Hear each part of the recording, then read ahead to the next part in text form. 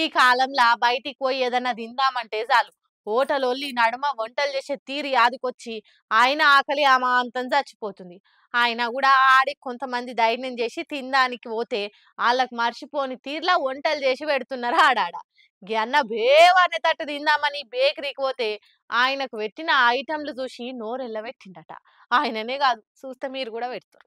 ఈ కాలంలో 10 రూపాయలు ఎక్కువైనా సరే గానీ జర కమ్మటి తిండి తిందామని కళ్ళు ఖాయంగా చూస్తున్నా దొరకుడు కష్టమైపోయింది. ఏడ చూసినా ఈకలు వీకకుట్ట కోడిని బతుకు మీద రక్తొచ్చేటట్టు బల్లుల్ని కళ్ళు తిరిగేటట్టు జిల్ల పురుగుల్ని పెడుతున్నారు. ఉత్తరప్రదేశ్ గజియాబాద్ నుండే ఈయన ఆకలి అవుతుందని ఓ బేకరీకి పోయి సమోసా కొనుక్కొని ఆకలి మీద 2 బుక్కలు పెట్టంగానే 3వ బుక్క పెడదామనే వరకల దర్శనం ఇచ్చిందిగా. ఏందో అనుకుంటారా ఇగో ఈ కప్ప కాలు. ఇక ఇది చూసినాక బేకర్ అయిన కాడికి పోయి ఏంది ఇది ఇట్లా అడ్డగోలుగా పెట్టి పబ్లిక్ పానాలతో పైలా పచ్చి ఆడుకుంటారా? ఇది దిన్నంకేమన్నా అయితే ఎవరిది responsibility? Who is the incharge అనుకుంటే గట్టిగానే అరుచుకున్నాడు.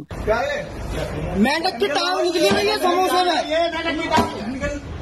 समोसे में मेंढक की टांग। पंडित लोग कोई नहीं तो कर रहे हैं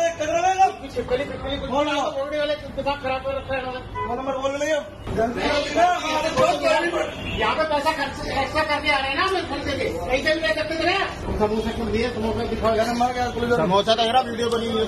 समोसे की तो हमने पहले बना ली। दिखाओ भैया कहाँ है? मैं खा रहा हूँ मेरे दिखाओ भैया।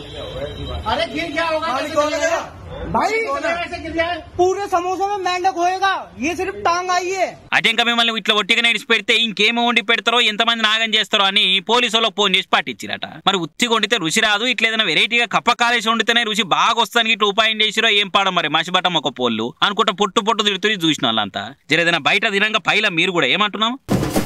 చట్టం ముంగట అందరు సమానమే గాని అధికారంలో ఉన్నోళ్ళు జర ఎక్కువ సమానం. అందుకే పోలీసు వాళ్ళు కూడా పొద్దు తిరుగుడు పువ్వు లెక్కనే పొలిటీషియన్లు ఎవ్వరు పవర్లు ఉంటే వాళ్ళ చుట్టూ తిరుగుతుంటారని సెటైర్లు వేస్తుంటారు బీఆర్ఎస్ పార్టీలు. ఎందుకు ఏం కథ అన్నది చూడురి. పోలీసులు పొద్దు తిరుగుడు పువ్వు లెక్క పొలిటీషియన్లు ఎవ్వరు పవర్లుంటే ఆల దిక్కే తిరుగుతారని పోలీసులను దెప్పిపోరుస్తుడు బీఆర్ఎస్ వాళ్ళు. అయితే కౌశిక్ సంఘీభావంగా పోయిన బీఆర్ఎస్ లీడర్లను అరెస్ట్ చేసి పోలీసులు అర్ధరాత్రి దాకా టౌన్ ఉంచుకున్నారు కదా. దాంతో ముచ్చట ఇంకింత పెద్దగా అయింది. బీఆర్ఎస్ వాళ్ళు రాష్ట్రమంతటా నిరసనలకు పిలుపునిచ్చిర్రు. తెల్లారక ముందే పోలీసులు విపక్ష లీడర్ల ఇళ్లకు పోయి వాళ్ళ ఇంట్లోకెళ్ళి అడుగు బయట పెట్టకుండా కావాలి కాసిర్రు. 7 కాడ హౌస్ అరెస్టులు చేసి అడుగు బయట పెట్టనీయలేదు. ఇక ఇంకో దిక్కు పార్టీ ఫిరాయించిన గాంధీ ఇంటికి పార్టీ ఫిరాయించిన దానమన్న ఈజీగా వెళ్ళిపోయిండు. అది చూసి బీఆర్ఎస్ వాళ్ళు మండిపడుతున్నారు. మా పార్టీ లీడర్లు మమ్మల్ని కలవనీకి వస్తే పోలీసులను అడ్డం పెట్టి బయటికి వెళ్ళనియరు, అది అధికార పార్టీలో చేరిన వాళ్ళను అల్కగా ఎటువరకు అటు పోనిస్తారు. ఇదేం రూలు అని పోలీసుల మీద మండిపడుతున్నారు. బీఆర్ఎస్ వాళ్ళు ఇట్లా జంగు చేస్తుండే వరకలా దానం నాగేంద్రన్న కూడా దయగల మాటలు చెప్పుకొచ్చిండు. బీఆర్ఎస్ లీడర్లు కిందోళ్ళకి చెప్పాలి గానీ ఆలేలోళ్ళు చేసలేంది. కౌశిక్ అంతా ఓవర్ యాక్షన్ చేయొద్దని సర్ది చెప్పాలి, నోరు కంట్రోల్ పెట్టుకోమనాలే గానీ ఆలే కౌశిక్ వంత వాడితే ఎట్లా అని అనుకొచ్చిండు. నిజమే దానమన్న ఎంత మంచి మాట చెప్పిండు. ఇసొంటోళ్ళు ఉన్నారు కాబట్టి ఇంకా భూమి మీద వానకాలం వానలు ఎండాకాలం ఎండలు కొడుతున్నాయి అని ఆ మాటలు చూసిన వాళ్ళిగా.